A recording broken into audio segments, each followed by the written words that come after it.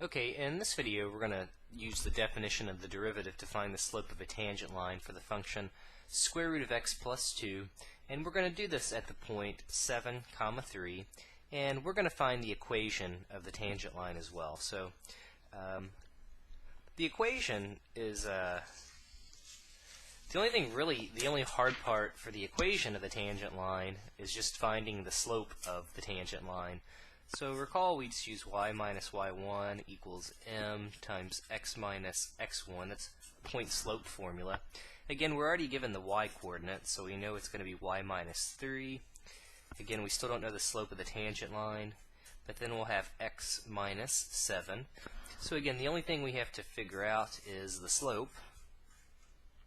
But again, in this slope, in this example, the slope is going to be the derivative. So remember, the derivative formula tells you the slope of any old tangent line, but you have to specify, what point. Well, to get the slope, we're going to find the derivative, and then we're going to plug in the x coordinate of 7. Okay, so the first thing we actually have to do now is, well, again, calculate that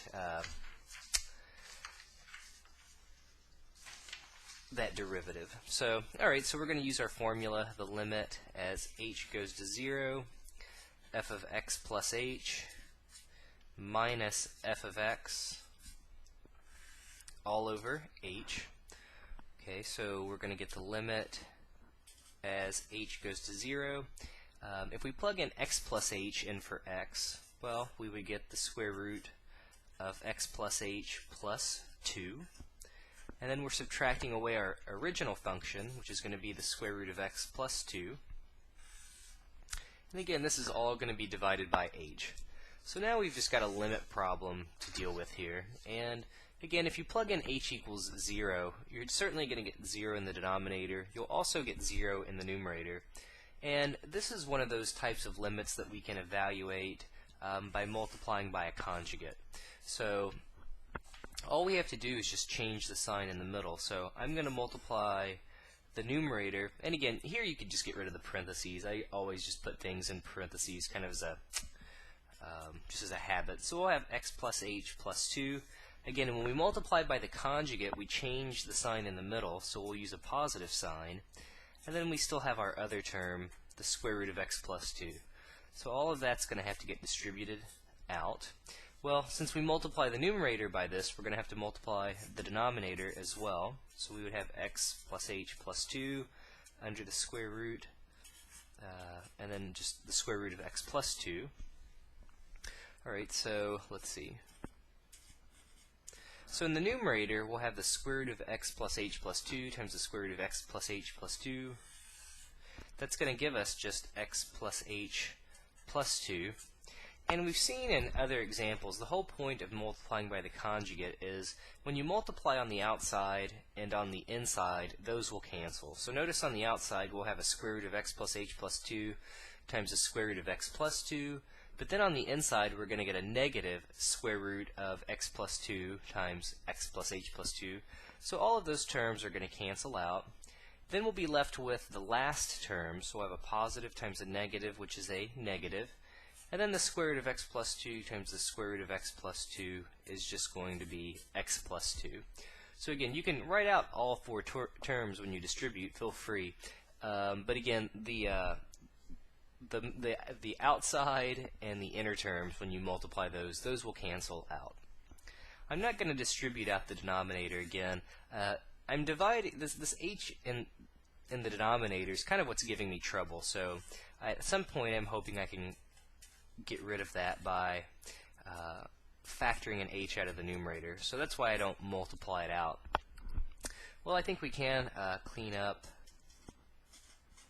the numerator a little bit. Notice we would have x minus x, so those would cancel.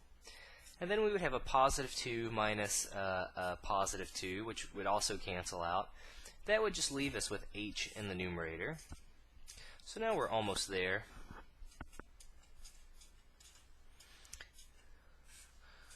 Almost there.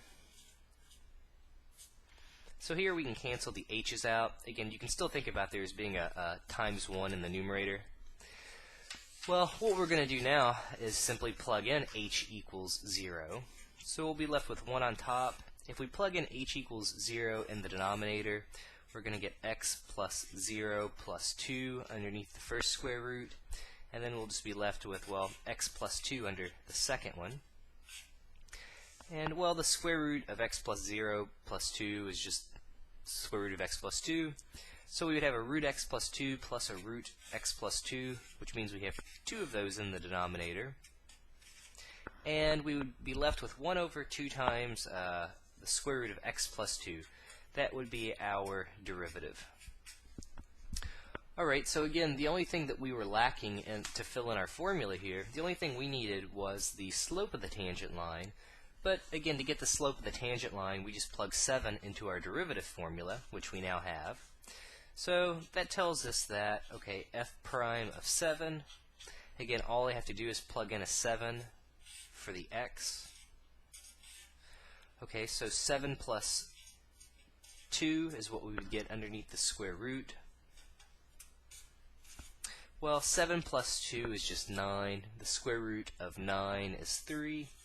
And we would be left with 1 over 6 as our slope. So, alright, now all we have to do is just plug that back in. So it says the equation of our line, we could write that as y minus 3 equals 1 over 6 times x minus 7.